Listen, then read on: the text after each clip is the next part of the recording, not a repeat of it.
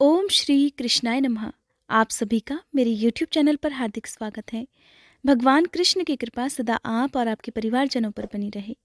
श्रीमद् भागवत महापुराण की कथा में आज आप रसपान करने वाले हैं द्वितीय स्कंद के छठे अध्याय का, जिसमें विराट स्वरूप की विभूतियों का वर्णन किया गया है। श्रीमद् भागवत कथा के कुछ अध्याय हो सकता है कि आपको समझ में ना आए, क्योंकि इसकी भाषा थोड़ी कठिन हो सकती है। कभी कभी ऐसा होता है कि जब हमें अध्याय समझ में नहीं आते हैं तो हम अध्यायों को बीच में ही छोड़ देते हैं। इन अध्यायों की भाषा कभी कभी कठिन जरूर हो सकती है, जो शायद सबको समझ में ना आए, लेकिन जो भगवान की महिमा को जानता है और जो जानता है कि भगवान की भक्ति इतनी आसानी से नहीं मिलती, केवल उन्हीं को ये भाषा समझ में आती है।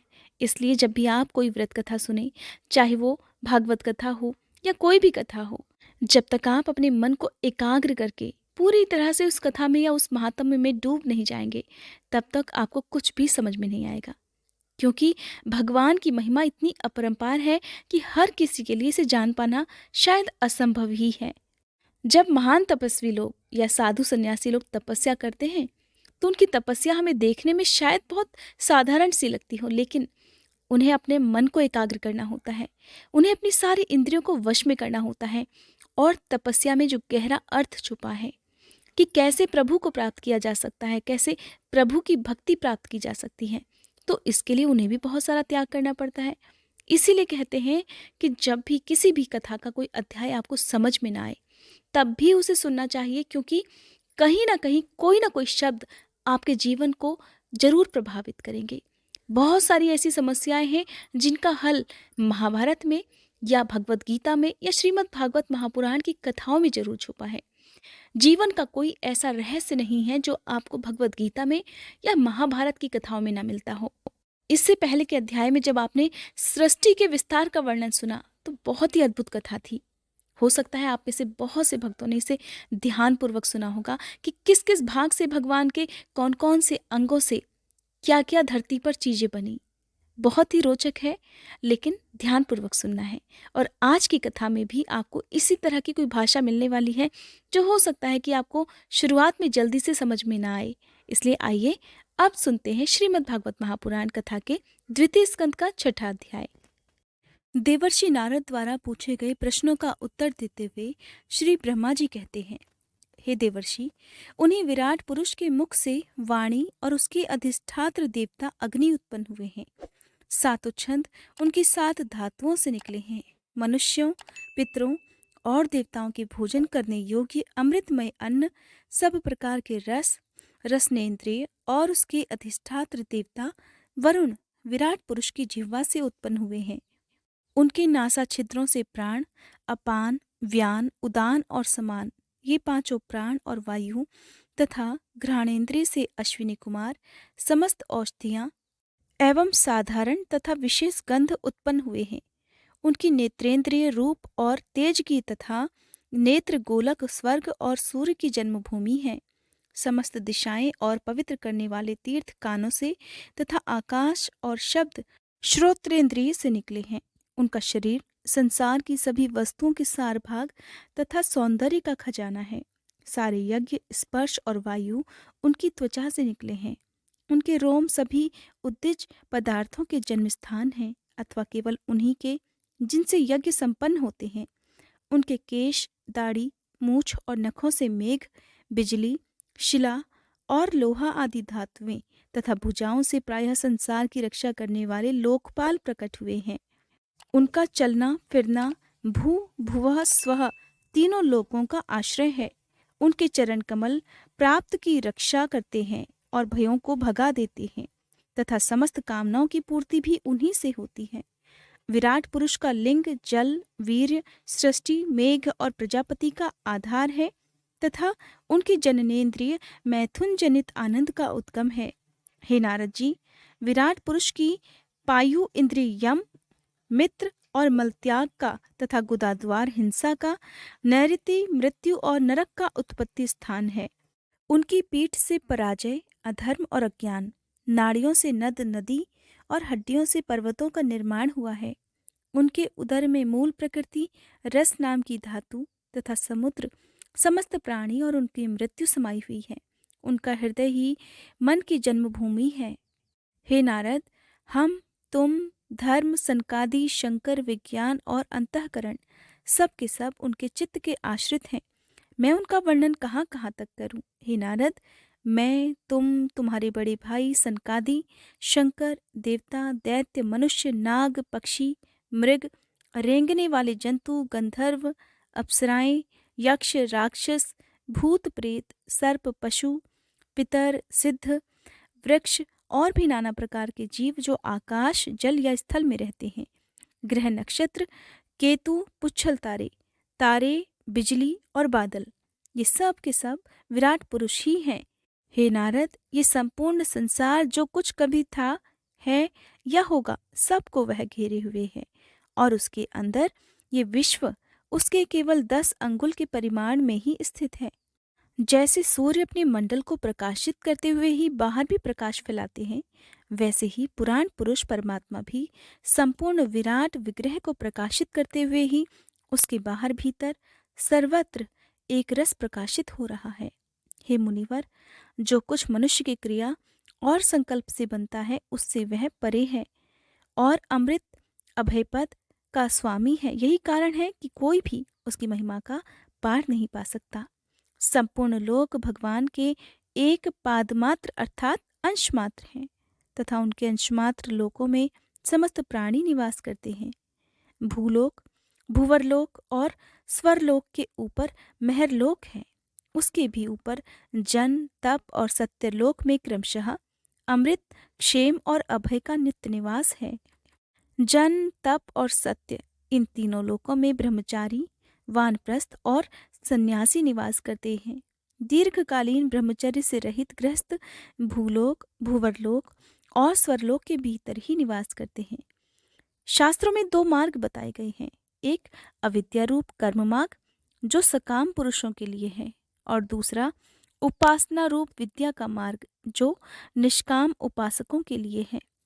मनुष्य दोनों में से किसी एक का आश्रय लेकर भोग प्राप्त कराने वाले दक्षिण मार्ग से अथवा मोक्ष प्राप्त कराने वाले उत्तर मार्ग से यात्रा करता है, किंतु पुरुषोत्तम भगवान दोनों के ही आधारभूत हैं।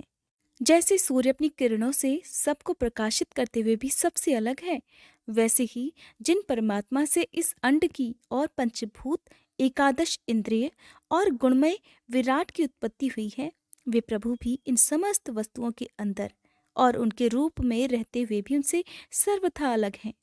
जिस समय इस विराट पुरुष के नाभि कमल से मेरा जन्म हुआ, उस समय इस पुरुष के अंगों के अतिरिक्त मुझे और कोई भी यज्ञ की सामग्री नहीं मिली। तब मैंने उनके अंगों में ही यज्ञ के पशु, यूप अर्थात स्तंभ, कुश और यज्ञ भूमि और यज्ञ के योग्य उत्तम काल की कल्पना की।